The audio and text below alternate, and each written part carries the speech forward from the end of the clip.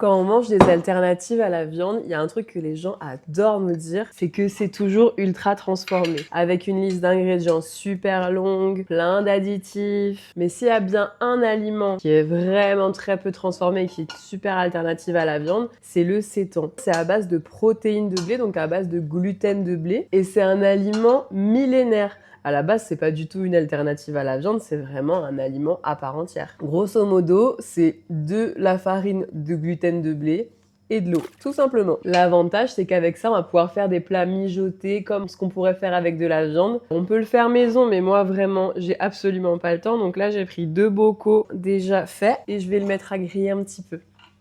Une de mes façons préférées de manger le sétan, c'est bien mijoter dans une sauce bien riche à la cacahuète. Donc là, je vais mettre de la purée de cacahuètes. On n'y va pas avec le dos de la cuillère et on est généreux. Je vais rajouter de la crème végétale, mais ça marche aussi avec du lait de coco. Un petit peu de jus de citron. Environ 2 cuillères à soupe de sirop d'agave. Un petit peu de sauce soja, évidemment. Un petit peu de gingembre et d'ail. Si besoin, on allonge avec un petit peu d'eau.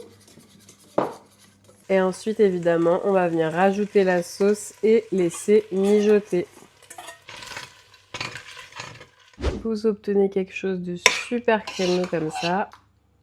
Vous pouvez y rajouter des herbes fraîches. Moi, là, je vais mettre un petit peu de graines de courge, un petit peu de sésame noir, un petit peu de citron. Et vous avez un plat protéiné hyper crémeux. Et vraiment, si la mâche de la viande vous manque, je vous jure qu'avec le sétan, vous n'allez vraiment pas être déçus. Vraiment, cette sauce, elle fait tout. Vous pouvez même rajouter des légumes avec. C'est vraiment divin.